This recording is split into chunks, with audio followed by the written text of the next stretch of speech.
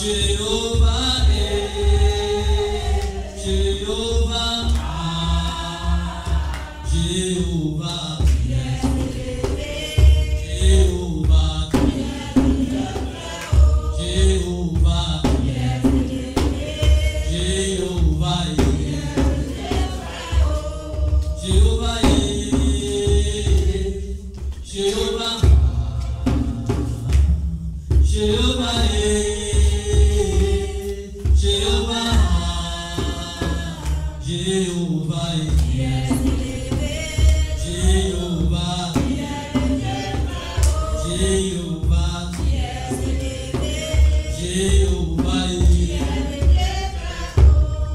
Jehovah, Jehovah, Jehovah, Jehovah,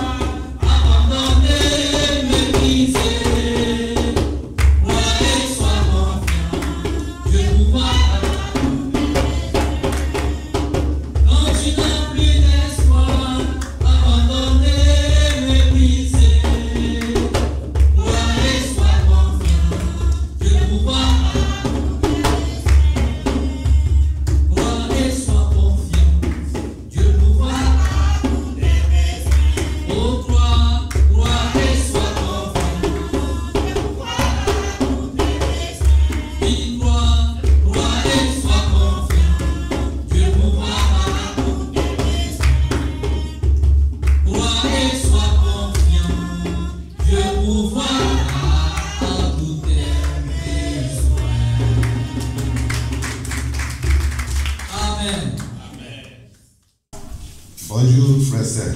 Amen. Tu vas prier? Amen. Tu vas prier en anglais? Amen. I want to use this opportunity to extend my feelings and my greeting to the elders that gave me the opportunity to stand before you this morning to share my faith. So, shall we bow our hands for prayer? Heavenly Father, in the name of Jesus, we thank you, Lord, in heaven this morning for the great opportunity given to us to see the skies of the day today. It's not by power of mind, but it's by your Spirit. We give all the glory to you because you are the wonderful God. There is no any other God beside you. You are the only God of Abraham. We call upon you this morning to be in our midst. It's not by power of mind, it is by your Spirit. And we use this great opportunity to ask for forgiveness. Because if the scripture says, if you say there is no sin in you, there is no truth in you. All are sin and far away from the saving presence of Almighty Jehovah. Because that is what the scripture says. And the wages of sin is death, and the gift of God is eternal life.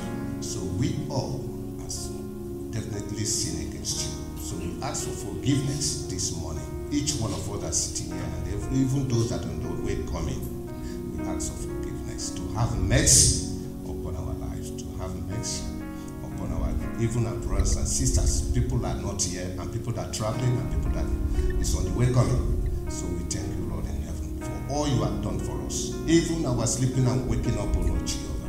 Papa, it's not by power or mind, but it's by your Spirit. Because so many sleep without waking up, so many goes out without coming back. But you gave us a great opportunity for we to sleep and wake up. Even to come to this assembly this morning, it's not by power, it is by your Spirit. So we use this opportunity to commit everyone that is going to participate. Even the chorister that sing this morning, the man of God you are going to use, we committed them unto your hollow hands. And the prayer this morning, that you will see us through. Before the ending of the service, O Lord Jehovah, all the glory will be given unto you. In Jesus' mighty name we pray. Amen.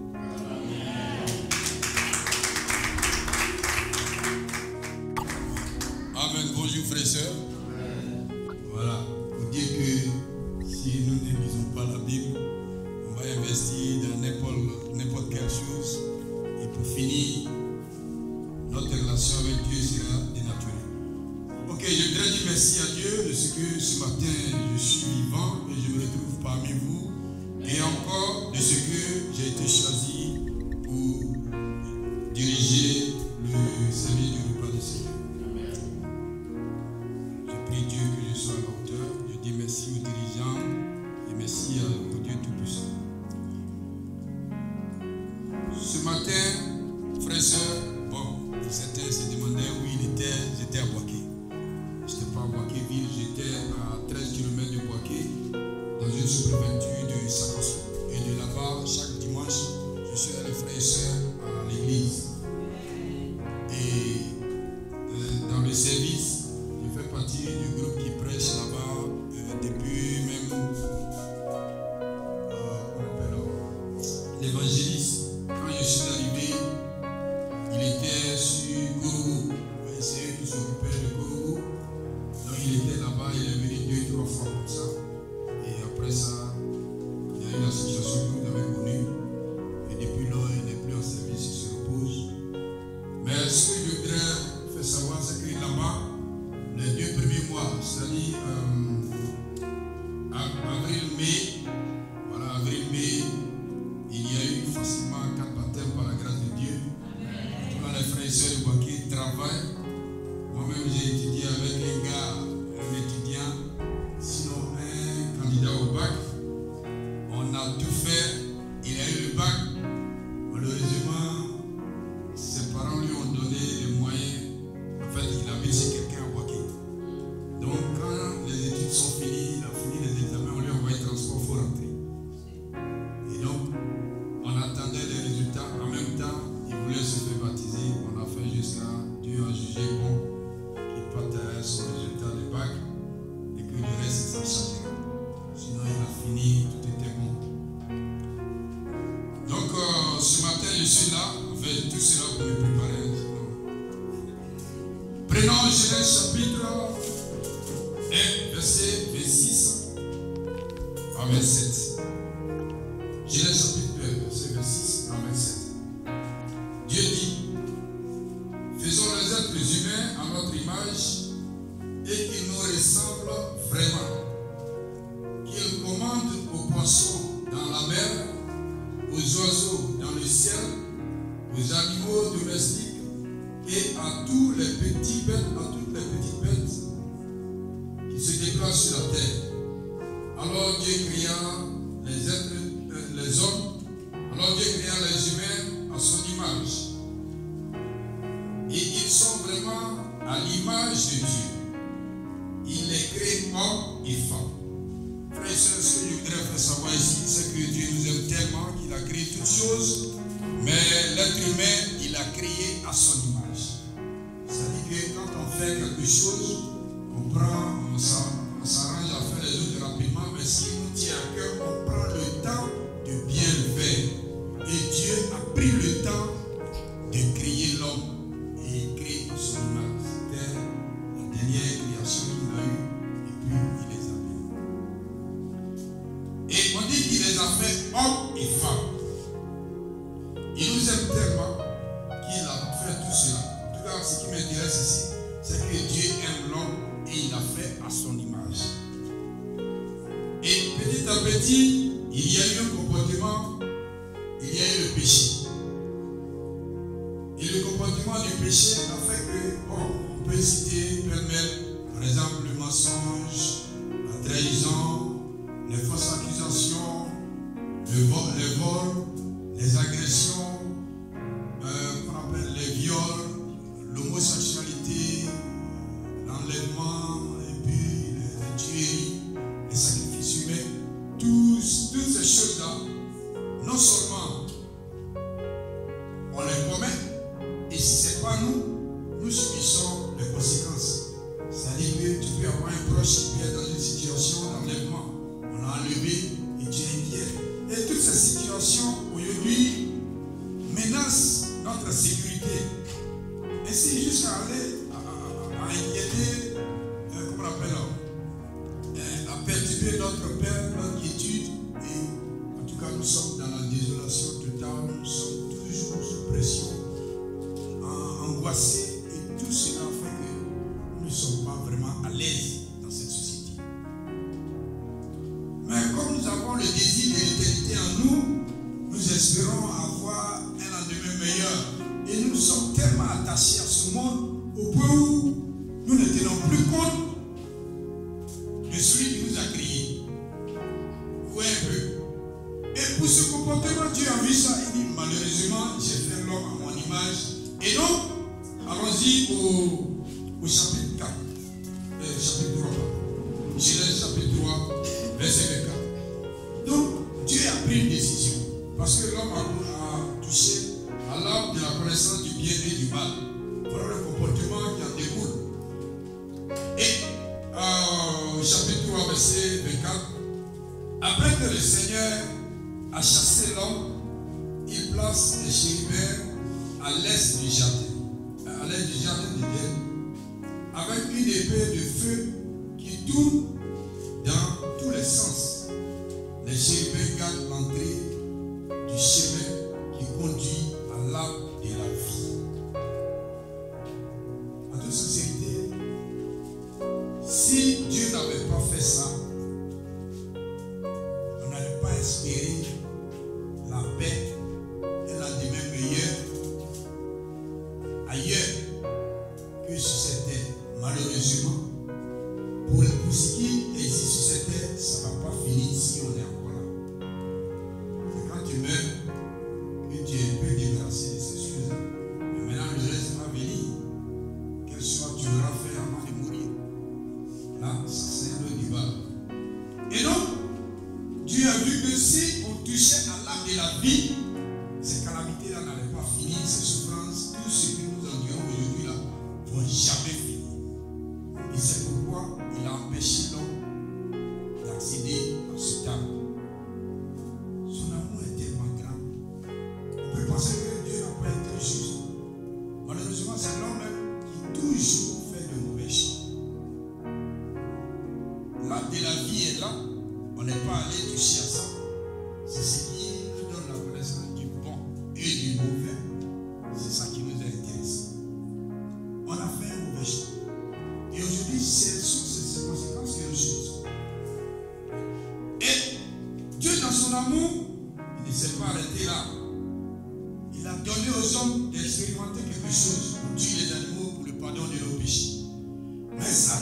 réglent pas le problème de l'humanité.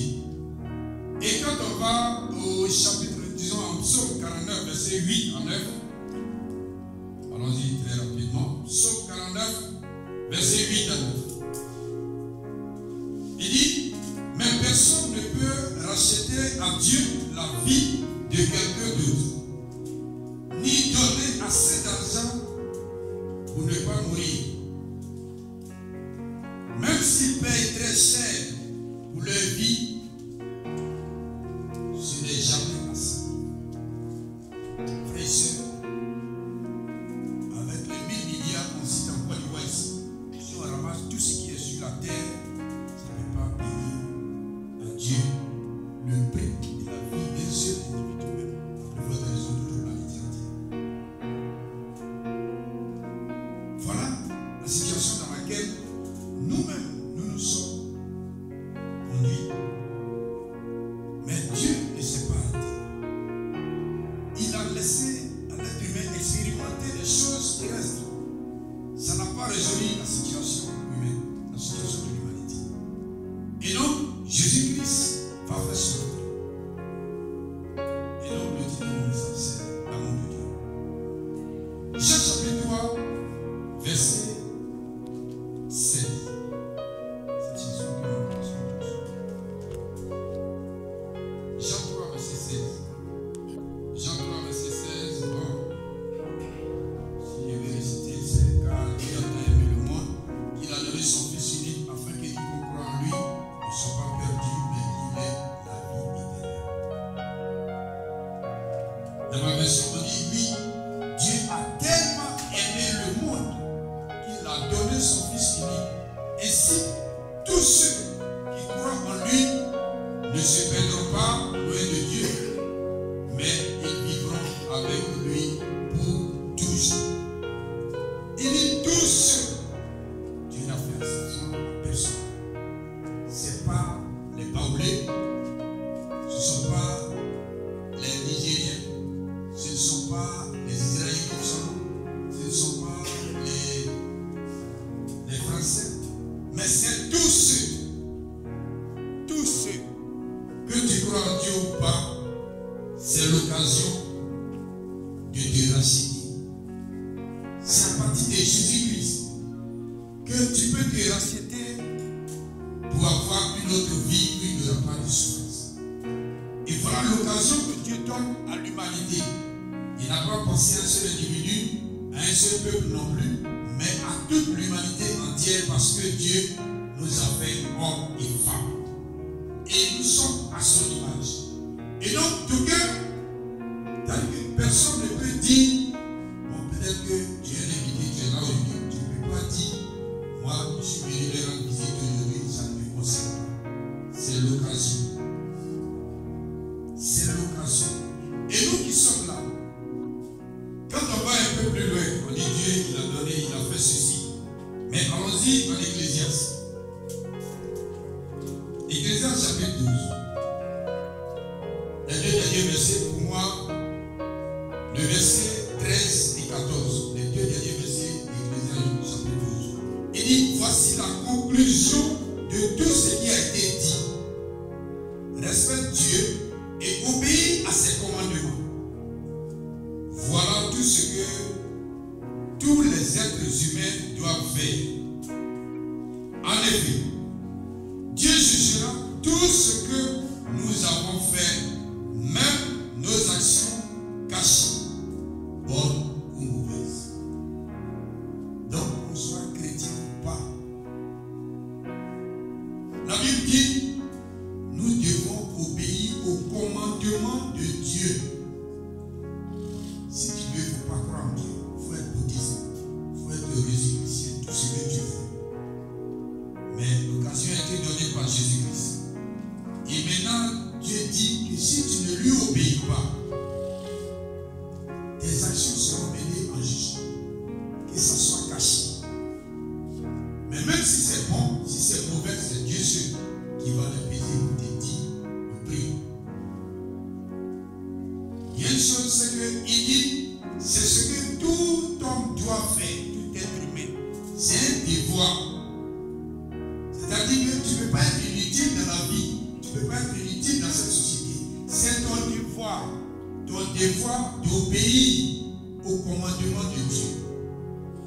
c'est une obligation pour nous, surtout quand on ne fait pas le devoir, ça devient une obligation. Donc, il n'y a pas à faire de dire que je crois en Dieu ou je ne crois pas en Dieu. Si tu ne le fais pas, Dieu ne te reconnaîtra pas. Et même si tu as donné ta vie, que tu n'es pas en train d'obéir à Dieu, Dieu ne te reconnaîtra pas. Frères et sœurs, c'est ce que j'aime ce matin. Nous dit que Jésus nous a donné l'occasion, il est mort sur la croix. Pour nous donner cette occasion, saisissons-la et la laissons pas passer.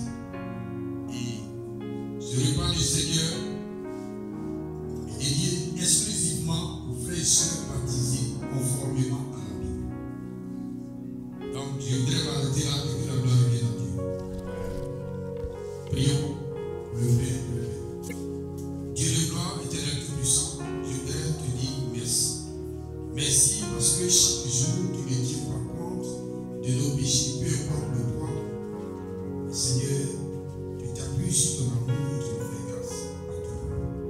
Ce matin, nous sommes là et tu nous convies à ta table afin de souper avec toi pour que notre engagement soit rénové. Et nous voulons te dire merci pour cette occasion. Nous te prions de bénir ce peuple et ce peuple. Nous savons qu'il a tellement de vertus.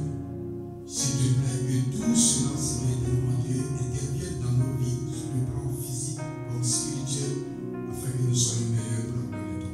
Béni sois-tu, au nom de Jésus, Amen. Jésus, par ton sang précieux, enlève mon iniquité.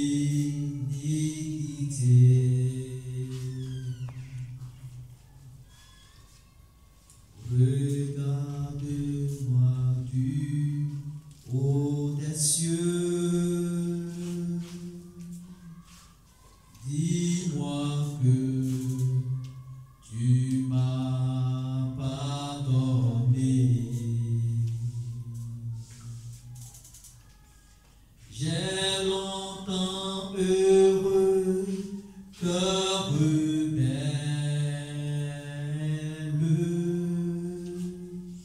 mais j'entends ta voix qui m'appelle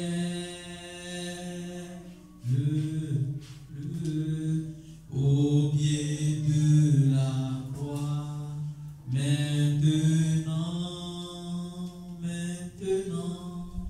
tout confus, brisé, je me rends au blanc, blanc, plus blanc que neige, blanc, plus blanc que neige. Lave dans le sang de l'agneau, je serai plus blanc que la neige. Oui, blanc, plus blanc que neige, blanc, plus blanc que neige.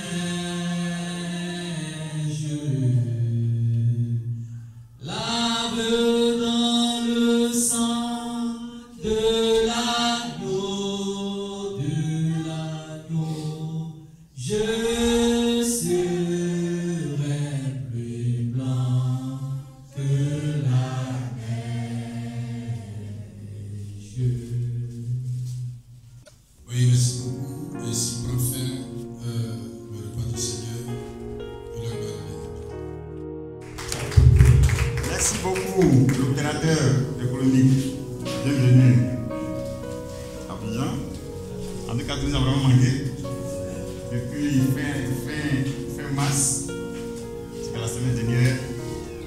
En tout cas, merci aussi parce que tu as été fixé lors de ton séjour au village. nous prions Dieu que tu puisses continuer ici. Mais si tu as décidé d'aller faire l'œuvre de Dieu là aussi, nous te serons toujours en prière. Ok, dans ce temps, je suis là pour le message des offrandes. Donc, sans plus tarder, nous allons baisser la terre au moment de ce temps de la minute. Père de gloire, nous voulons bénir ton nom ce matin. Qui sommes-nous? Père, comme tu l'as dit dans ta parole, c'est parce que nous sommes des êtres mauvais que tu as envoyé ton fils Jésus de Nazareth pour nous permettre de te voir tous les jours. Nous qui sommes tous dans cette table, pas parce que nous sommes saints, nous sommes justes, c'est parce que nous sommes mauvais de les appeler. Nous te recommandons toujours nos vies. Père, je le vois puissant, âme, esprit, corps, en tes mains, pour que toi-même continues toujours à nous tailler et qu'au tous les jours, nous puissions remettre la gloire de ton nom. Merci pour tout. Prends le contrôle de ce temps. Gloire puissante de notre Jésus. Amen. Ok, sans plus tarder, nous allons prendre Matthieu 20, verset 28. Matthieu 20, verset 28. De la même façon, le Fils de l'homme, ma version c'est parole de vie. De la même façon, le Fils de l'homme n'est pas venu pour être servi, mais il est venu pour servir et donner sa vie pour libérer un grand nombre de gens. Ici, c'est à l'issue des échanges pour le verset d'avant, verset 26 27, il dit: mais entre vous, cela ne doit pas passer ainsi. Au contraire, si l'un de vous veut être important, il doit être serviteur. Et si l'un de vous veut être le premier, il doit être votre esclave. Donc, si vous voulez, vous pouvez partir de 26 à 28 pour mieux comprendre le passage. Donc, ceci dit, c'est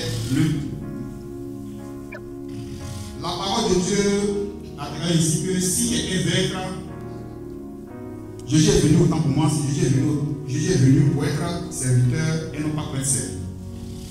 Lors de notre sortie des eaux du baptême, nous avons tous prononcé ce vœu: Jésus est mon Seigneur, mon Sauveur. Et ce vœu, la Bible vient nous rappeler encore ce jour, lui-même, pour qui nous avons déclaré qu'il est notre Seigneur et notre Sauveur. Il est venu sur la terre, non pas pour être servi, mais pour servir. Donc ça se va sous-entendre quoi? Lui-même, à qui nous a dit Jésus, mon Seigneur et mon Sauveur, il dit, lui, il est venu, non pas pour être servi, mais pour servir. Pour servir l'humanité. Donc, puisque nous sommes ses disciples de Dieu, quoi, c'est-à-dire nous marchons sur ces pas. Dans un autre mot petit chrétien, nous sommes des petits Christ. C'est-à-dire, nous sommes lui, il est le grand Christ, mais nous sommes des petits. Ça veut dire que ça sous-entend que si lui, il est venu pour servir et non pas pour être servi, donc nous qui sommes aussi ses disciples aussi, nous devons dire emboîter le même pas que nos seigneurs et nos sauveurs. Jésus de Nazareth. Nous sommes venus aussi. Dieu aussi nous a appelés aussi pour servir et non pas pour être servi. Donc, si nous sommes appelés disciples de Jésus, alors que nous devons nous oublier pour servir les autres. Voilà. Si Dieu nous a donné un temps ou un don, ce talent, on doit le mettre au profit des autres. Ce don, nous devons le mettre au profit des autres. Parce que c'est ce que Jésus nous recommande. Il est venu pour servir et non pour être servi. Dans le même temps, si Dieu aussi nous a bénis dans nos différentes manières, d'une manière ou d'une autre, c'est-à-dire par les bénédictions matérielles que nous connaissons, tout ça, ça aussi dit, il est venu aussi pour servir et non pour être servi. Donc nos biens, on doit les mettre aussi au profit des autres. Nos biens matériels, nos biens en un mot, tout ce que nous possédons, on doit les mettre au profit des autres parce que c'est ce que la Bible nous recommande. On doit servir les autres. C'est en cela que Jésus reconnaîtra que nous sommes vraiment ses disciples. Donc, nos servir aussi à soutenir les personnes affligées. Vous voyez que peut-être que la salle est pratiquement à moitié vide, certainement. Certaines sont parties accompagner nos sœurs affligées, qui a perdu sa mère en Amaziken. Donc certains sont partis l'accompagner. Mais dans cette dure épreuve, Dieu nous a mis dans sa vie en étant ses frères et sœurs pour que nous puissions la soutenir. Non seulement d'une compassion, nous puissions compatir à sa douleur, en même temps nous puissions vraiment la soutenir. Donc c'est en cela que Jésus dit il est venu pour servir et non pas pour être servi. Le transport habillement, c'est tellement cher, au-delà de 15 000 francs pour aller jusqu'à Fakobli. Aller jusqu'à Fakobli, c'est au-delà de 15 000, environ 20 000 francs les retours. Donc, ce n'est pas du tout aisé pour que tout le monde puisse vraiment se déplacer. Mais néanmoins, individuellement, peut-être, puisque nous ne serons pas là-bas, chacun a dit 5 000 francs, tu as payé de l'eau, 500 francs, tu as acheté au moins un petit gâteau, un morceau de pain sur la route. Tout cela, ça participe à l'édification du corps de Christ. Donc, frères et sœurs, ce soir, c'est important pour moi ce matin. Dieu, la Bible nous appelle à servir son peuple, à servir l'humanité. C'est pour ça qu'il nous a appelés dans son royaume. Il ne nous a pas appelés pour que nous puissions être servis, mais servir ceux qui sont dans le besoin, ceux qui sont affligés, ceux qui sont malades. Par notre soutien physique, ça peut conforter un frère ou une soeur qui traverse des moments de difficulté au niveau de sa santé. Par un seul appel téléphonique, nous pouvons aussi encourager un frère, une soeur qui traverse aussi des moments de difficulté de la vie.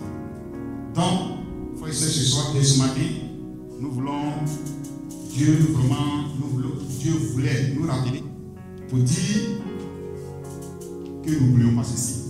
Si nous avons prononcé au sortir des eaux de baptême, il est notre Seigneur et notre Sauveur personnel, en ce moment-ci, nous aussi, nous devons employer ces pas. Ce qui nous a été recommandé, il est venu pour servir et non pas pour être servi. Donc, voici un peu le message que Dieu m'a mis à cœur pour aider son peuple, pour que nous puissions vraiment nous serrer les coudes et regarder la même direction jusqu'au dernier jour. Parce que tout ce que nous voulons, nous sommes ici. Notre vœu, le vœu de Dieu est que tous nous puissions être dans le lieu céleste. Dans le lieu céleste, un jour, nous puissions vraiment nous embrasser et dire: ah, on a combattu le bon combat aujourd'hui. Nous sommes arrivés à un bon endroit où nous allons continuer à vivre pour l'éternité. C'est pour ça que nous sommes là. C'est le premier but, pour que nous venions chaque jour, chaque dimanche à l'église. Le dernier jour, pour que nous puissions nous retrouver là-bas. C'est pourquoi Dieu nous appelle dans sa maison. Mais avant cela, nous devons accomplir d'abord son œuvre. Et ce sont ces œuvres qu'il va voir pour que nous puissions hériter le royaume des cieux. Ceci, nous avons baissé la tête pour recommander les offrandes de la vérité. Père de gloire, merci pour tout. Ce matin, nous voulons te dire merci. Au sortir des eaux de baptême, chacun de nous a prononcé: Jésus est mon Seigneur, mon Sauveur. C'était la parole que chacun de nous a prononcée au moment de sortir des eaux de baptême. Et ce matin, Jésus veut nous interpeller pour dire qu'il est venu sur la terre, non pas pour être servi, mais pour servir les autres. Il nous appelle aussi pour faire de même, comme l'a été confié chez lui Jésus de Nazareth. Nous voulons nous remettre à ta volonté. Nous voulons nous remettre à tes mains pour que toi-même tu puisses vraiment nous transformer. Tu puisses vraiment nous donner un cœur qui se met au service des autres. Pour que véritablement, Père, au dernier jour, nous puissions glorifier ton nom. Merci pour tout. Gloire puissante de Père Jésus. Amen. Éternel Dieu, merci pour tout ce que tu fais. Merci. Éternel Dieu, merci pour tout ce que tu fais. Merci. Dieu de la gloire, Dieu de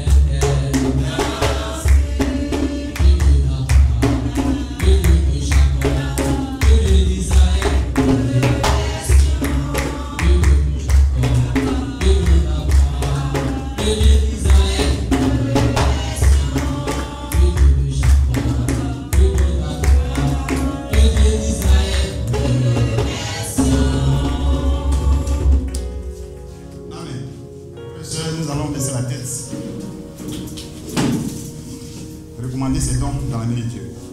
Père Saint, Dieu d'Abraham, d'Isaac et de Jacob, voici ce que ton peuple a prévu pour combler les besoins de ton royaume. Ma prière est que tu les agrées du haut des cieux et qu'en retour, tu puisses déverser ta bénédiction en abondance sur la maison de chacun de tes amis. Bénis les mains qui ont pu pourvoir du Tout-Puissant ce matin. Bénis aussi celles qui n'ont pas eu à te donner. Quand tu dis du Tout-Puissant, c'est toi, tu donnes tout. Tu fais lever le soleil sur le bon et le méchant. Nous sommes tes enfants, nous sommes des justes, parce que c'est toi de nous appeler pour nous parfaire. Agrée ces offrandes qui sont montées à toi, et que toi seul, ta seule volonté puisse prévaloir dans nos vies respectives pour la seule volonté finie Jésus de Nazareth. Béni sois-tu, gloire puissante de notre Jésus. Amen. Amen. Bonjour les frères et sœurs. Et comment est-ce qu'on va ce matin? Amen. Je suis heureux de retrouver tous mes frères ici avec ce matin. Amen. Voilà. Donc ce matin ensemble, nous allons vraiment partager la parole de Dieu ensemble. Amen. Je remercie déjà tous mes frères et sœurs. Merci à notre frère Obodo. Amen. Qui a puissamment prié dans l'anglais. Amen. Voilà. Et vous savez que la langue anglaise est une langue vraiment bénie par Dieu dans le cadre du ministère. Voilà. Donc, tu as vraiment prié en anglais. Dieu a entendu la prière et Dieu est en train de nous bénir ce matin. Voilà. Merci aussi à notre frère Opé. Voilà. Et qui nous a vraiment inspiré encore. Amen. On a fait un peu l'historique de notre salut. Et merci aussi à notre frère Valérie. Voilà, qui nous a montré que nous sommes là pour servir et non pas pour être servis. Donc ça nous réconforte, ça nous encourage. Voilà, donc personne n'attend d'être servi, tout le monde est là pour servir Dieu. Amen. Alors, ce matin, nous allons continuer encore avec la suite du message du dimanche passé, de notre évangéliste. Amen. Dont le thème était la vie chrétienne, une vie de consécration. Avoir faim et soif de Dieu. Amen. Voilà. Donc, avant de continuer, nous allons baisser la tête et puis nous allons recommander ce temps entre les mains de Dieu. Amen. Baissons la tête et prions. Père Céleste, nous voulons encore te dire merci. Nous ne cesserons jamais assez de te dire merci. Parce que c'est par ta grâce que nous sommes là ce matin. Par ta grâce. C'est ta bonté qui se nous donne chaque matin qui nous permet de nous délivrer pour ce matin. Et Seigneur, nous voulons donc nous arrêter et te dire merci. Tu es souverain. Tu es notre Père. Tu es dans les cieux. Tu n'es pas terrestre comme nous. Mais étant dans les cieux, Seigneur, tu es saint. Et tu désires que nous aussi nous soyons sanctifiés. Tu désires aussi que nous soyons saints. Et c'est pourquoi ce matin, tu nous convies ici, Seigneur, pour nous sanctifier par ta parole. Car ta parole sanctifie, ta parole purifie, ta parole consacre, Seigneur Dieu Tout-Puissant. Et nous prions donc que ce matin, ta parole puisse effectivement nous sanctifier, que ta parole puisse nous consacrer à toi, que ta parole puisse nous amener à être des personnes consacrées, que ta parole puisse nous amener à être des personnes qui ont faim et soif de ta personne, Seigneur. Tu connais notre besoin. Et Seigneur, c'est toi qui règnes. Et tu connais notre âme. Quelles sont nos pensées sur lesquelles tu ne règnes pas? Si nous avons une partie de notre âme, de notre corps sur lequel tu ne règnes pas, ce matin, nous voulons que tu règnes. Nous voulons nous livrer entre tes mains. Règne sur nos pensées. Règne sur notre cœur. Règne sur nos paroles. Règne sur notre regard. Règne sur notre esprit. Règne sur notre énergie. Règne sur notre force. Pour que nous soyons entièrement à toi, Seigneur. Oui, nous voulons nous livrer totalement entre tes mains. Tu connais nos besoins, Seigneur. Toi, tu les connais plus que nous-mêmes, nous les connaissions. Nous voulons que, Seigneur, mon Dieu, tu pourvoies purement et simplement à notre besoin. Seigneur, rien n'est impossible à toi. Tout est possible à toi. Rien n'est extraordinaire à tes yeux. Rien n'est trop difficile pour toi. Rien n'est étonnant pour toi, Seigneur. Il n'y a rien que tu ne puisses accomplir. Nous voici. Pourvoir à nos besoins ce matin, éternel notre Dieu. Oui, Seigneur, délivre-nous, Seigneur, mon Dieu, du malin. Délivre-nous du sommeil ce matin. Délivre-nous de la distraction ce matin. Délivre-nous de tout ce qui va nous empêcher d'être consacrés à toi ce matin.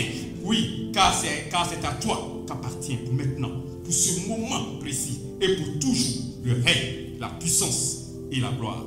Sois béni, sois glorifié. Au nom de Jésus, nous avons prié. Amen. Amen. Donc, comme je disais, nous allons continuer avec le même thème.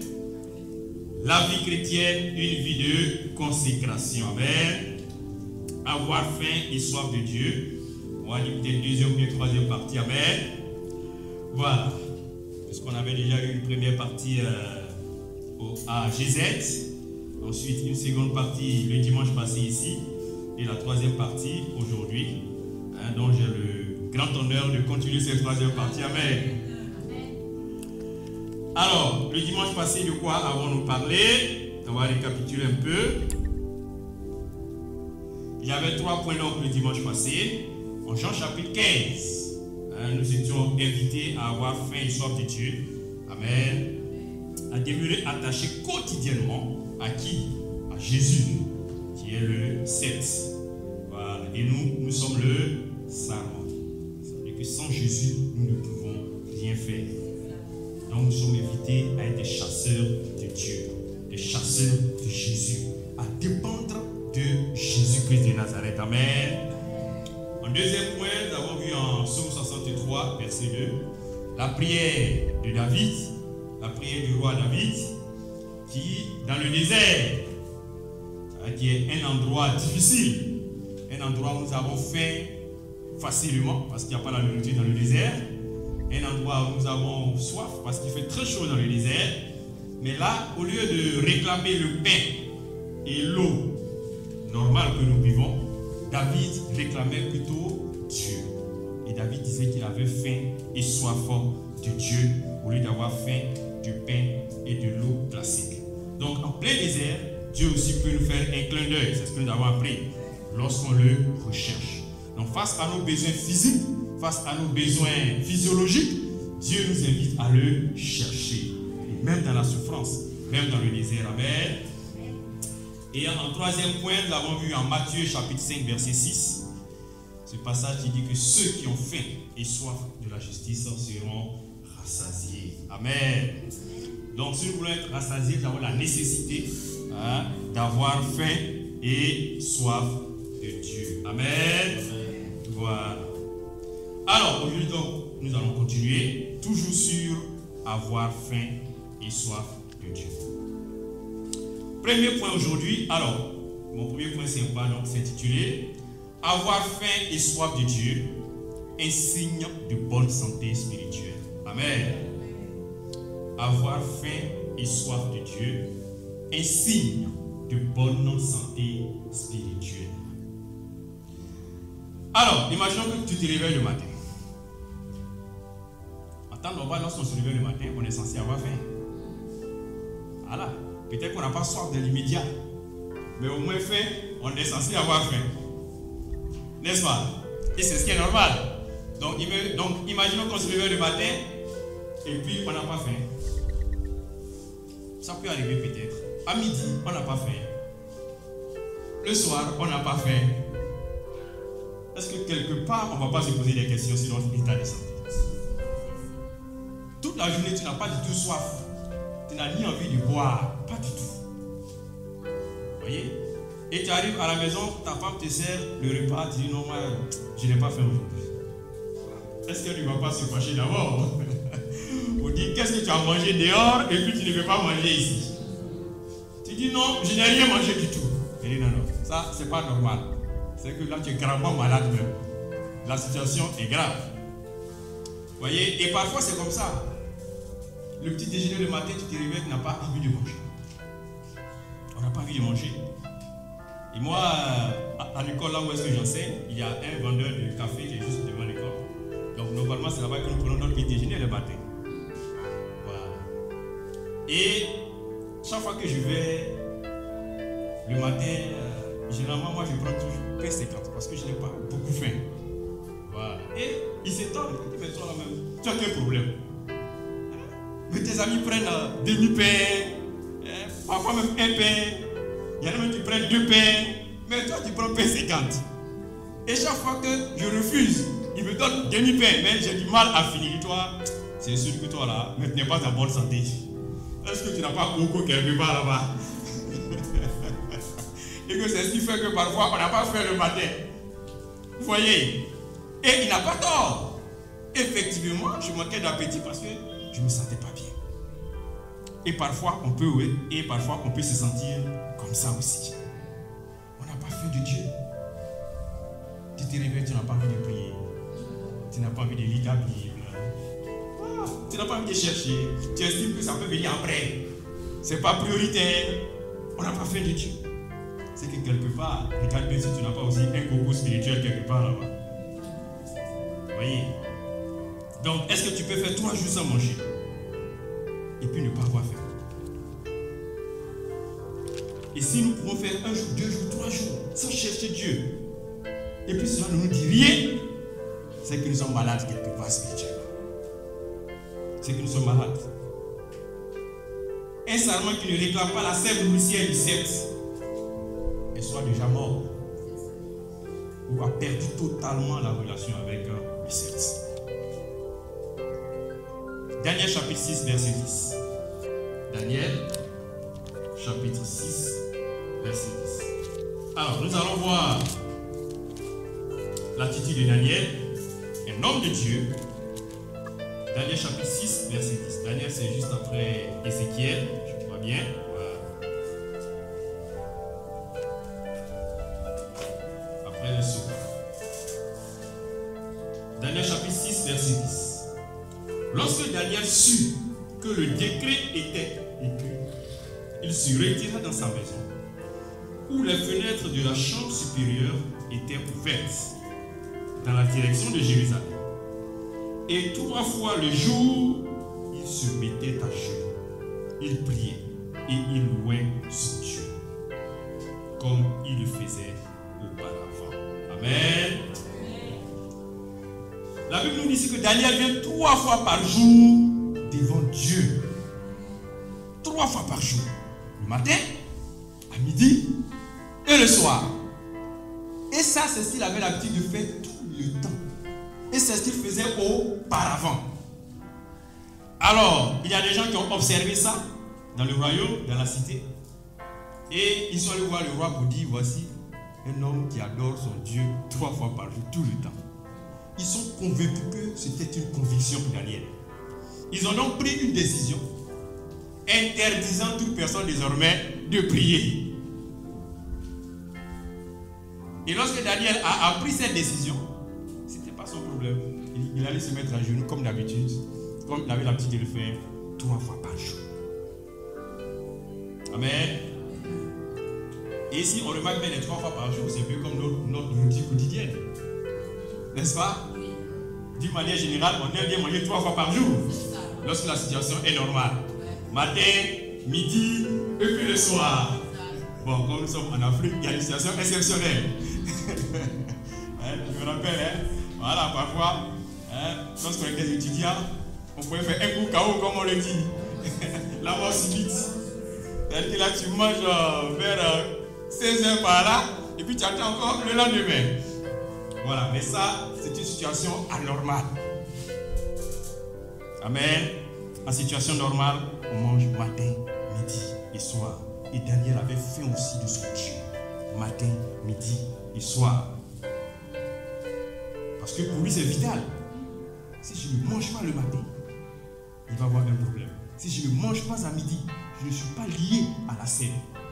Est-ce que le sarment peut dire au cercle, alimente-moi juste le matin et puis j'arrête? À part de midi, coupe un peu. Je vais voir comment je vais me débrouiller seul. C'est pas possible. La branche a besoin en permanence d'être alimentée par la tige. En permanence. Je dis bien en permanence.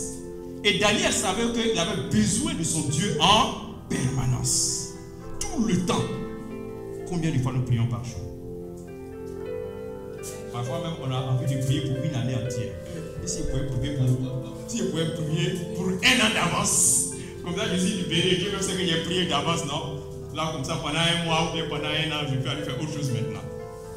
Et ça malheureusement c'est impossible. C'est impossible. J'étais dans le taxi et puis il y avait une dame qui était en train d'appeler sa parente, expliquant une situation qui était un peu compliquée. Il y avait un vieil homme à la maison, chez eux à la maison. Et il était souffrant. Donc on l'a envoyé à l'hôpital. Et le médecin a dit qu'il était mal nourri. Et pourquoi le vieux n'est pas bien nourri? Et eux, ils ont pris la décision en réalité que le vieux doit manger jusqu'à 17h. Après 17h, il ne doit plus manger. Voilà. Donc parce que il doit manger tôt. Donc au plus tard à 17h, il ne doit plus manger. Et le vieux était dans cette situation pendant des mois. Donc finalement, il était devenu faible, affaibli, anémié, tout ça. Donc lorsque le médecin a demandé tout ça, il dit, qui vous a dit que ça va de 17h qu'on ne doit plus manger? Il dit, ah non, mais bon, on a pensé que c'est ce qu'il faut pour sa bonne santé. Il dit, maintenant, vous êtes en train de tuer le vieux. Il ne mange pas correctement. Nourrissez-le correctement.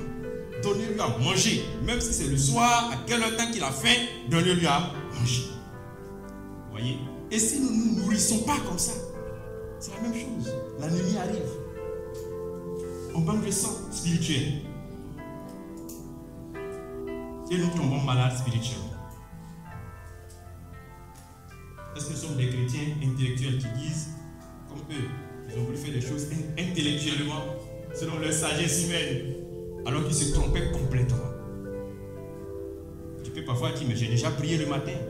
Donc la situation difficile qui est en train de concourir maintenant, je n'ai plus besoin de prier pour ça. Je vais utiliser maintenant ma sagesse, mes connaissances, mes bras longs que je connais, ou bien mon argent. Bon, cette situation-là, je pense que ça relève du docteur, hein? Ou bien ça relève du psychologue, ou bien ça relève du maître de maison. Bon, ma fille là, j'ai prié, bon, depuis là, elle ne comprend toujours pas la leçon là, c'est que c'est pas la peine, ça c'est le maître de maison maintenant. Depuis là, tu cesses de prier. Ou bien tu penses que cette situation-là relève du patron. J'ai déjà prié pour ça avant, je ne prie plus encore.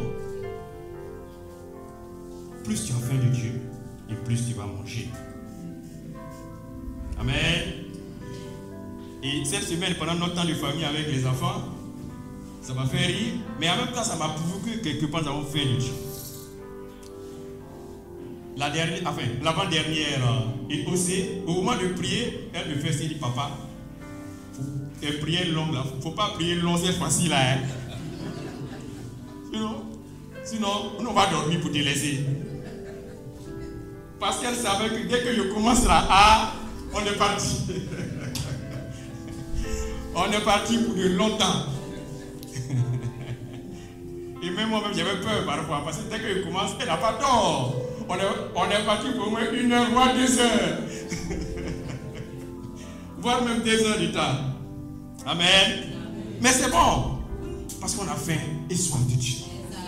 Et les enfants reconnaissent, même s'ils sont petits et que physiquement, ils ne peuvent pas tenir 1 heure, Mais quand ils vont grandir, ils vont s'en souvenir. Qu'on peut prier 1 heure, 2 heures, voire même plus. Mais avant, ce n'était pas le cas. C'est parce que ça a été un exercice. Ça a été un exercice. Avant, pour prier même 5 minutes. Après, je prie 5 minutes, je trouve que c'est déjà bon. Et c'est comme le matin, tu te réveilles, tu n'as pas faim. Alors pourquoi j'ai pris l'exemple du petit déjeuner? Parce que cette semaine, je suis allé m'asseoir et là, il m'a donné demi-pain.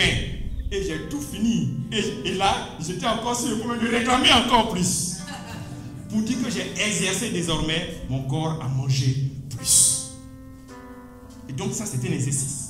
Tu te réveilles le matin, tu n'as pas envie de prier, mais force-toi. Et tu vas te rendre compte qu'au fur et à mesure, ton corps commence à s'adapter. Ton âme commence à rechercher Dieu davantage. De 5 minutes, tu passes à 15 minutes. De 15 minutes à 30 minutes. De 30 minutes, 1 heure. Et puis après, on ne peut plus t'arrêter. On ne peut plus t'arrêter. 2 heures, 3 heures. Parce que la soif de Dieu est là en permanence. Amen.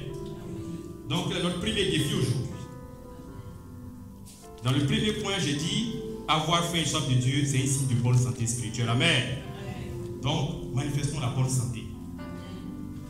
Donc, mets en place ton agenda. Daniel priait 3 fois par jour. Et toi, combien de fois vas-tu prier par jour? Moi, j'ai fait dans mon agenda, dans le téléphone, puisqu'il y a l'agenda dans tous les téléphones maintenant. Il y a des sonneries dans tous les téléphones. Donc, j'ai programmé. À midi, ça sonne. Et quand ça sonne, c'est écrit en prière. Donc, tout de suite, je vois que je dois prier à midi. Même si j'étais distrait par 1000 choses, au moment où ça sonne, avant de couper, tu vas voir pourquoi ça sonnait. Et puis, je me rappelle, même si c'est 1 minute, au moins, je vais prier un peu avant de continuer encore ma journée. Et c'est pareil pour 18 heures. Donc, personnellement, comment toi, tu vas t'organiser pour demeurer dans la présence de Dieu toute la journée? Tous nos portables Android sont capables de nous faire des rappels. Ne faisons pas comme cet homme qui, c'est lorsqu'il était dans son cercueil, on lui avait porté sa plus belle veste, et puis son portable qui était dans sa veste avait sonné pour réclamer un rendez-vous. Il est dans le cercueil, les gens sont là juste pour la veillée, pour la prière, et puis on entend un portable qui sonne. On se regarde tous, ce n'est pas parmi les visiteurs. Le portable se trouvait dans le cercueil et dans son costume qu'on lui avait porté. On prend le portable, rendez-vous avec telle personne, Donc quand le portable sonne, il faut qu'il soit avec un rendez-vous avec Dieu. Amen. Deuxième point, avoir faim et soif de Dieu, une option dans le désert. Amen. Oui, une option quand nous sommes dans le désert. Et David pourrait le dire dans le psaume 23. Quand je marche dans la vallée de l'ombre de la mort, je ne crains aucun mal, car tu es avec moi. Amen. Quand nous traversons le désert, quand nous passons des moments difficiles, quand nous passons une situation extrêmement compliquée, avoir faim et soif de Dieu doit être notre option. Amen. Une option, c'est-à-dire que c'est un choix. C'est ce que je choisis de faire. Quand c'est difficile, je choisis de chercher Dieu. Parce que quand c'est difficile, on est tenté par beaucoup de choses. On est tenté soit de prendre des raccourcis, on est tenté soit de se mettre en colère, on est tenté soit de se plaindre, comme la femme de Job, qui lui a dit, mais maudit Dieu, c'est trop dur, il faut maudire Dieu. Et généralement, lorsque le chrétien souffre beaucoup, il a envie de s'arrêter et puis de crier sur Dieu. Ah Dieu, toi aussi, pourquoi je passe par tant de souffrances? Pourquoi depuis là je prie, tu ne me réponds pas? Au moins, tu t'es tourné vers Dieu, c'est déjà bon. Même si c'est en plainte, mais au moins tu t'es tourné vers Dieu. Plutôt que de te tourner ailleurs. Parce que c'est trop dur. Et comme j'aimais à le dire à mes jeunes frères, là où je fais mes formations, je leur dis, dans la vie, plus l'épreuve que vous affrontez est dure, plus la bénédiction qui vient derrière est grande. Et ils ont pris toujours le temps de le vérifier, c'est vrai. Plus vous avez à affronter une situation difficile, plus il y a une bénédiction agréable, plus grande encore derrière.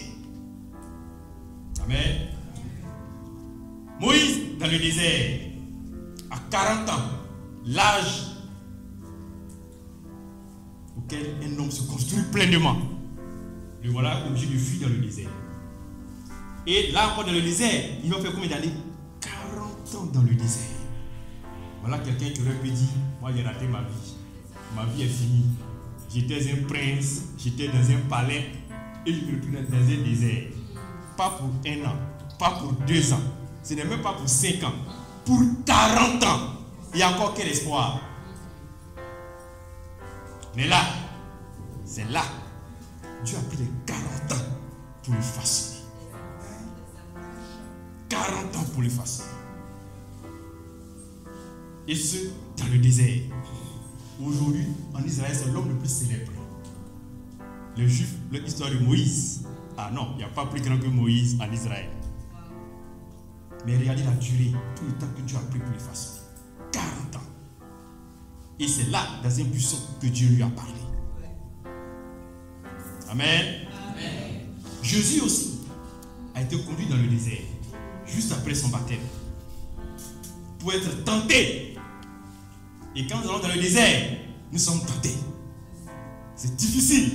Satan te tente. Satan l'a tenté. Sur d'abord la faim. Et quand nous sommes dans le besoin physique, il te manque quelque chose, on est tenté par beaucoup de choses. Et les autres là, ils volent, et puis ils ont ça, et puis il n'y a rien, ils prospèrent. Et c'est moi aussi je vole même ça, pourquoi? Je me rends compte que Dieu les bénit. Parce que depuis ils ont volé là même là, il leur est arrivé quoi? Rien. Ils sont heureux, c'est eux qui grossissent. Donc, on est aussi tenté de le faire. Et là tu dis, mais bon, moi je suis intègre, depuis que je suis intègre là même, j'ai gagné quoi dedans même? Et on est tenté de faire comme les autres. Fortement tenté même. Et Satan te tente aussi sur l'adoration. Tu me dis, adore-moi. Si tu m'adores, je te donne tout ça. C'est ce qu'il a dit à Jésus. Dans le désert, quand nous sommes dans le besoin. Et un être humain, les hommes, généralement, sont toujours tentés par ce qu'on appelle le pouvoir. On veut dominer aussi. On veut paraître. On veut pouvoir contrôler aussi. Et donc pour ça, si je dois passer à gauche ou bien à droite pour ça, on est prêt. Pour qu'on parle bien de moi aussi quelque part. David fuyant dans le désert, et pendant qu'il fuyait Saül, il a dit, j'ai faim et soif de toi mon Dieu. Waouh. Son âme cherchait Dieu. Pendant que son corps avait faim et soif. David était le numéro 2 après le roi. Après Saül, c'était lui. Et même lorsqu'il revenait de la guerre, son nom était plus chanté même que le nom de Saül. Il était un héros de guerre. Celui qui a tué Goliath. Le gendre du roi. Et le voilà dans le désert. Un grand désert où il fait chaud, où il n'y a pas à manger, il n'y a pas à boire. Et il avait en plus dans ce désert à sa charge environ 400 personnes qu'il avait suivies. Donc, toi tu souffres et puis tu as encore bagage gigantesque. Comme les parents qui ont parfois beaucoup d'enfants à la maison. Pendant que tu es préoccupé, toi-même là-même, bon, il y a encore plein de besoins que tu n'arrives pas à satisfaire. Il y a un qui vient te taper, papa, j'ai faim. Ainsi de suite. Ou encore, il y a la scolarité ici, il y a ceci, il y a cela. Les charges sont énormes. Dieu nous dit à ce moment précis là, tournez-vous vers moi. Ayez faim et soif de Dieu. Amen. Et c'est là que Dieu nous façonne. C'est là que Dieu nous façonne. Jean chapitre 11. Jean chapitre 11, à partir du verset 5. Donc, le désert teste aussi notre fidélité à Dieu. Amen. Le désert teste notre intégrité, notre fidélité à Dieu. Jean chapitre 11, à partir du verset 5, j'ai déjà parti parce qu'on va voir un peu 3 dames, enfin 2 dames plus un homme qui croyaient connaître Jésus, mais qui en réalité, Jean chapitre 11, l'histoire de Marie, Marthe, Jean chapitre 11, nous allons commencer à partir du verset 5. Or Jésus aimait Marthe et sa sœur et Lazare. Lors donc qu'il eut appris que Lazare était malade, il resta 2 jours encore dans le lieu où il était. Amen. Alors je vais sauter pour aller un peu plus vite. On va prendre à partir du verset 20. Lorsque Marie apprit que Jésus arrivait, elle alla au-devant de lui, tandis que Marie se tenait assise à la maison. Marthe dit à Jésus, Seigneur, si tu eusses été ici, mon frère ne serait pas mort. Mais maintenant même, je sais que tout ce que tu demanderas à Dieu, Dieu te l'accordera. Jésus lui dit, ton frère ressuscitera. Alors, lorsque Jésus lui dit son frère ressuscitera, amen. Marthe continue, je sais, lui répondit Marthe, qui ressuscitera à la résurrection au dernier jour. Donc, Lazare est mort. Pour Marthe, Jésus est capable, Jésus est puissant. Et quand Jésus lui dit qu'il va ressusciter Lazare, pour elle, c'est au dernier jour. Elle ne croit pas que Jésus est capable de ressusciter maintenant, séance tenante, devant eux. Et donc parfois nous croyons connaître Dieu. Mais c'est dans cette épreuve, dans cette situation difficile, que Dieu va se révéler à Marthe sous une forme qu'elle ne connaît pas encore de Dieu. Et quand nous traversons un désert, nous croyons connaître Dieu parfois même quand nous prions. Mais il y a des aspects de Dieu que nous ignorons complètement. Sans ce désert, sans ces situations compliquées, on ne saurait pas cette situation-là, cet aspect, ce visage-là de Dieu. Et Jésus qui va lui répondre, Jésus lui dit, je suis la résurrection et la vie. Celui qui croit en moi vivra quand même il serait mort. Et quiconque vit et croit en moi ne mourra jamais. Crois-tu cela?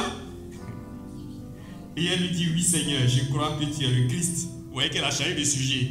Je crois que tu es le Christ, le Fils de Dieu qui devait venir dans le monde. Pour elle, c'est à là que se limite le Christ. Que le Christ n'est pas capable de ressusciter dans l'immédiat. Son image de Dieu reste toujours figée, malgré ce que Jésus lui dit. Donc il a fallu qu'il y ait cette situation de mort. Et que Jésus ressuscite Lazare. Pour que Marthe comprenne que, quand il dit qu'il est la résurrection, quand il dit qu'il est le Christ là, cela veut dire qu'il est capable de tout ça maintenant. Amen. Et les situations difficiles par lesquelles nous passons sont là pour nous montrer aussi un aspect de Dieu que nous ignorons jusqu'à présent. Nous qui marchons avec Dieu depuis fort longtemps. Amen. Dans notre deuxième défi aujourd'hui, après le défi de l'agenda de prière, c'est de chercher à connaître Dieu, peu importe la situation dans laquelle nous sommes. Et pour ça, nous allons lire notre Bible chaque jour. Amen. Nous allons lire notre Bible chaque jour. Amen. Amen. Donc, avoir fait et soif de Dieu, c'est une option à prendre. C'est un choix à faire. C'est une nécessité vitale pour nous dans le désert. Amen. Amen. Troisième point. Avoir faim et soif de Dieu, une honnêteté spirituelle. Amen. Avoir faim et soif de Dieu, c'est être honnête, pardon. Une honnêteté spirituelle. Donc c'est être honnête spirituellement. Jacques chapitre 4, verset 3 au verset 8. Jacques chapitre 4, Jacques. C'est juste après Hébreu. Jacques chapitre 4, versets 3 à 8. Avoir faim de Dieu, une honnêteté spirituelle. Jacques chapitre 4, versets 3 à 8. Vous demandez et vous ne recevez pas, parce que vous demandez mal, dans le but de satisfaire vos passions. Je peux déjà m'arrêter là. Le reste, on va... Alors, on veut parfois la gloire de Dieu, mais on n'aime pas sa présence. Vous demandez et vous demandez mal, cette semaine, voici mon téléphone qui sonne, un monsieur qui m'appelle, et il me dit, c'est bien monsieur Kwasi? Je dis oui, je ne le connais pas. Il se présente, je suis monsieur Tantan, je vous appelle, j'ai votre numéro par le biais de telle personne. J'ai dit oui, je le connais. C'est lui qui m'a passé votre numéro, je veux créer mon école et comme j'ai besoin d'un CV, donc je veux votre diplôme légalisé, je veux votre casier judiciaire, et puis voilà. Faites-le-moi parvenir pour que je puisse créer mon école avec. Ah, vous pouvez voir la surprise. Voilà.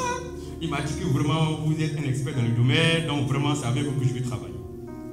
Waouh. Vous voyez non? Quelqu'un qui ne me connaît pas et qui me demande quelque chose.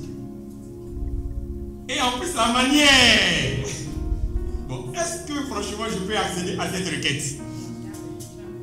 Jamais. Mais parfois c'est ce qu'on fait avec Dieu.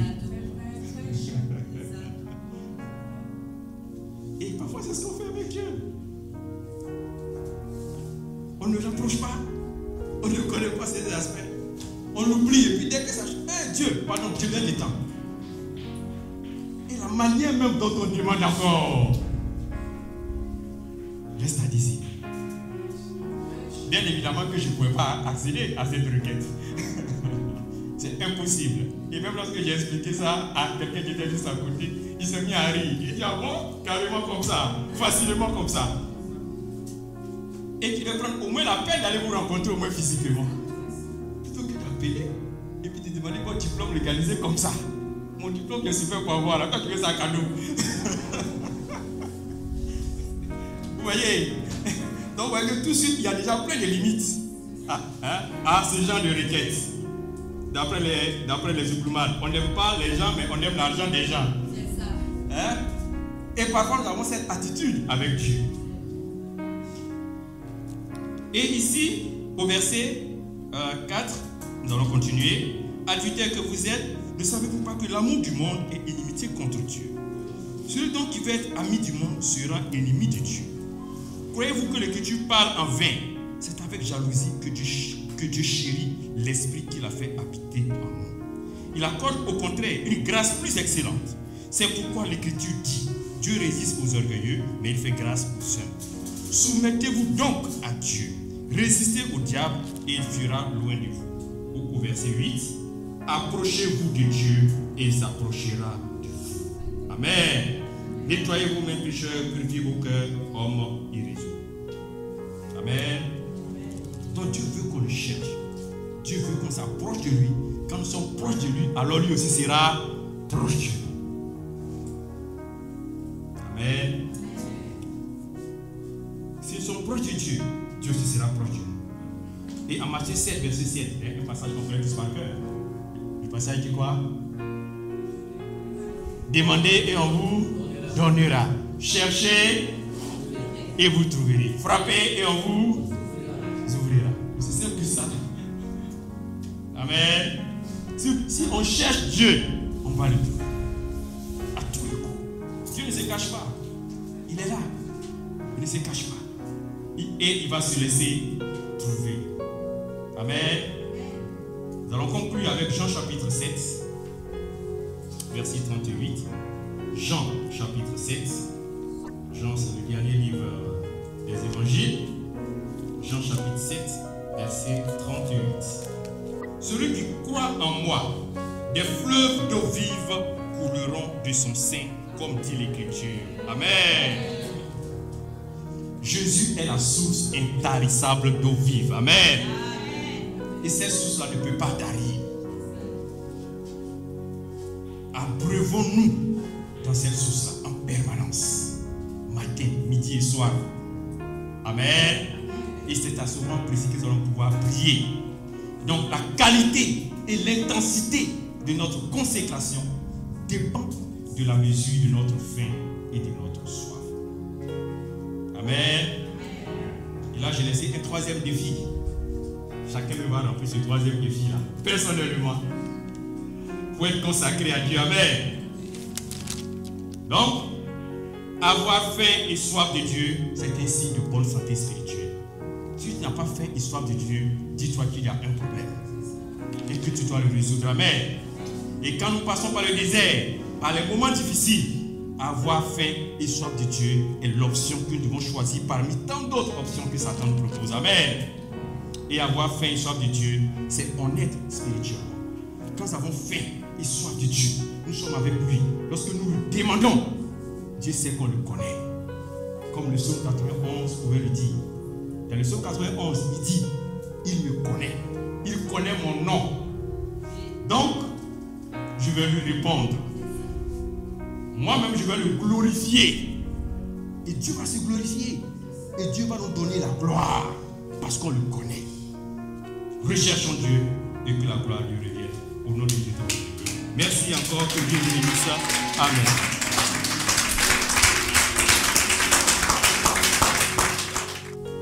Nous sommes arrivés au moment des annonces. Donc, prenons nos calepins afin de noter les nouvelles du royaume.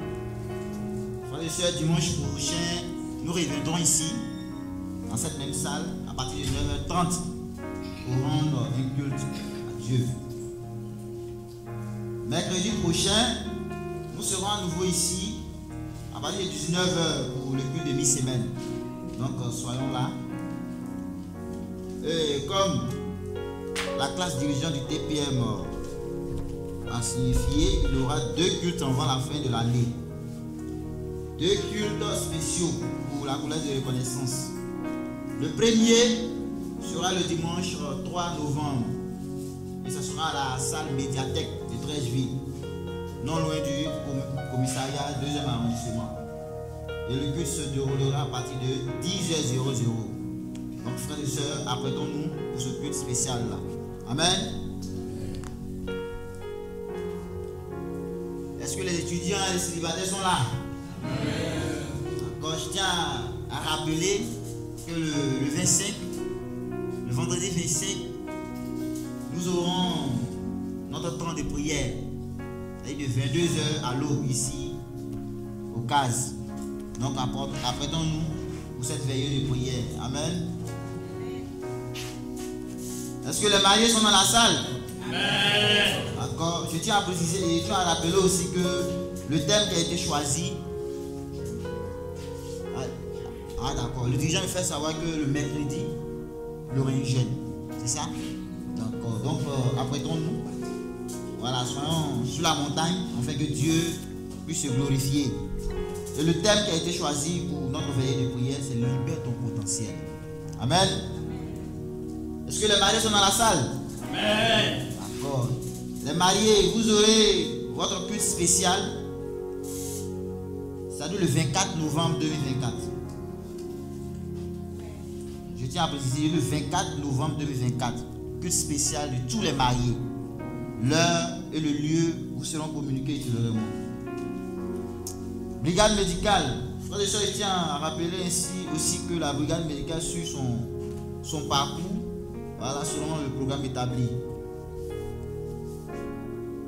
Est-ce que les sœurs sont dans la salle? Amen. Le vendredi 1er novembre, les sœurs auront une rencontre à Angers. Dans le temps des sœurs.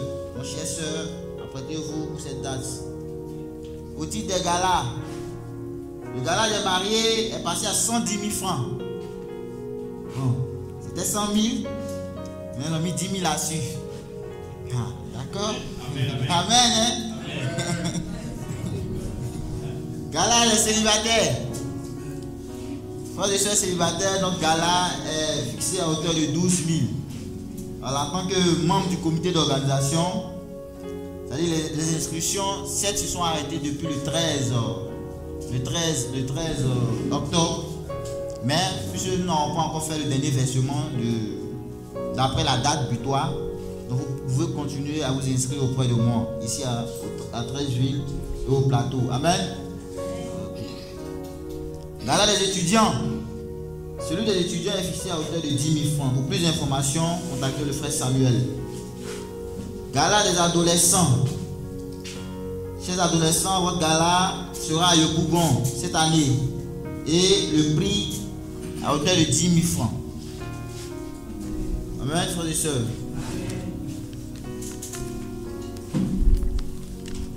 Requête de prière. Prions pour le couple Aziken, frères et sœurs, ainsi que les frères et sœurs qui ont accompagné le couple pour les obsèques de la maman de notre sœur. Prions pour que le retour, Dieu facilite leur retour. Amen. Prions ainsi aussi pour nos frères et sœurs que nous sentons malades, dont les noms ne sont pas cités ici. Nous avons une mauvaise nouvelle, frères et sœurs. Il s'agit de notre sœur Ange Boni qui a perdu sa tante. En effet, cette tante-là, comme Boni l'a dit, a remplacé même sa maman. Voilà, parce que depuis qu'elle était petite, c'est elle qui a élevé notre sœur Ange Boni. Donc, vraiment, elle a perdu sa tante. Donc, prions pour elle. Amen. Et je vous donne en même temps le programme des obsèques. Lundi 28, mardi 29 et mercredi 30 octobre, de 17h00 à 20h30. Présentation des condoléances à Yopougon, Ouassakara, près du collège Jean-Baptiste de la Salle. Le jeudi 31 octobre 2024, il y aura une première veillée à Yopougon, dans le même lieu, à Ouassakara, de 21h à 0h. Ça sera le rite religieux. De 0h à l'aube, le rite traditionnel. Et le samedi 9 novembre, à partir de 7h00, aura lieu la levée du corps de la défunte ici à Ivosep.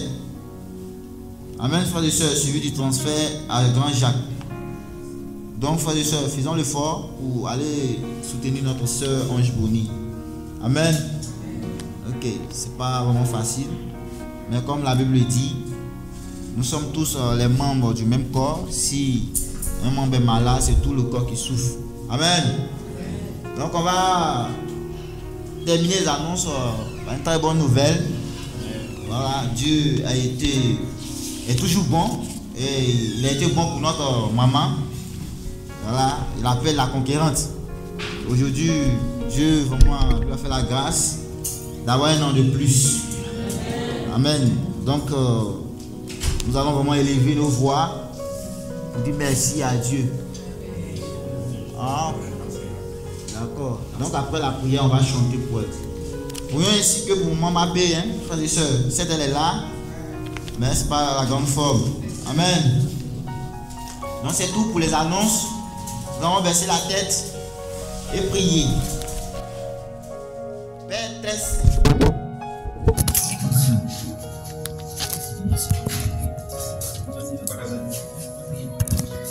Seigneur, nous te bénissons, nous te disons infiniment merci. Merci pour ton esprit glorieux, ton esprit puissant. Et ce matin, je peux voir combien de fois tu nous as transformés. Oh, roi des cieux, toi qui es bon pour nous. Toi qui trouves toujours le moyen, Seigneur, de combler, Seigneur, nos besoins.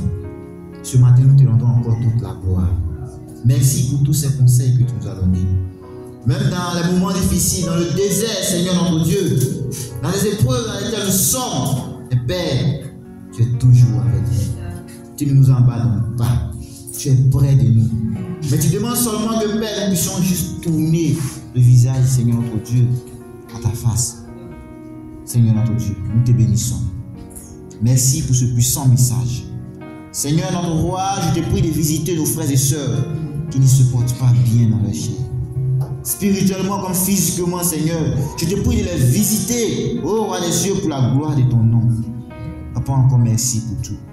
Nous avons fini, Père, nous voulons rentrer. Je te recommande encore le reste, Seigneur, de la journée. Glorifie-toi dans nos vies. Donne-nous la force de toujours nous accrocher, malgré, Seigneur, notre Dieu, ces temps difficiles que nous traversons. Sois béni, sois loué, sois magnifié, sois exalté. Au nom de Jésus, je t'ai prié. Amen.